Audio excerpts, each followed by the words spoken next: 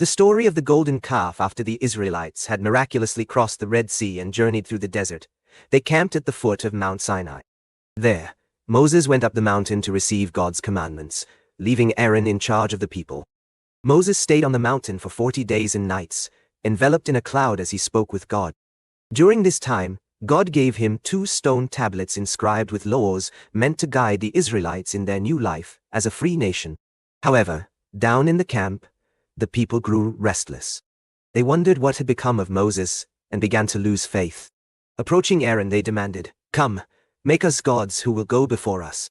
As for this fellow Moses who brought us up out of Egypt, we don't know what has happened to him." Aaron, feeling pressured by the crowd, told them to bring him their gold earrings. He melted down their gold and fashioned it into an idol, shaped like a calf. The people exclaimed joyfully, "These are your gods, Israel, who brought you up out of Egypt."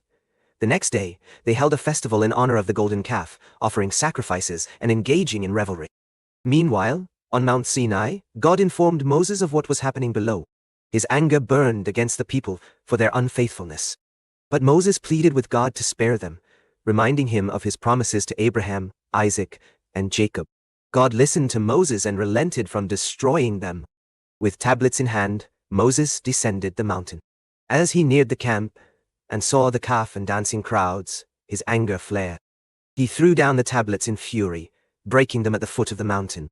Confronting Aaron and the people, Moses asked Aaron why he led them into such sin.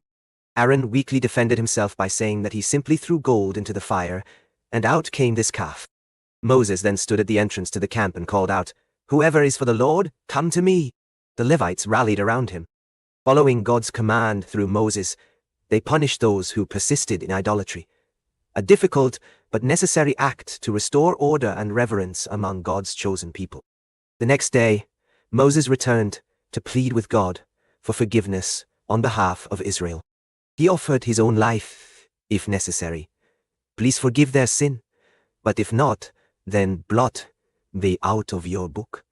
God responded that only those who sinned would be blotted out from his book, but assured Moses that he would continue guiding them towards Canaan, with his angel leading ahead. To renew their covenant relationship, God instructed Moses once more to carve 2 new stone tablets like before, and return alone atop Mount Sinai, where divine words inscribed and new symbols enduring faithfulness, despite human failings, teaching generations valuable lesson about repentance, reconciliation, continual trust. Thus continued Israel's journey, learning profound truths about obedience, community, faithfulness, rooted deep within hearts, trusting always unfailing love, guiding through every trial tribulation encountered along way.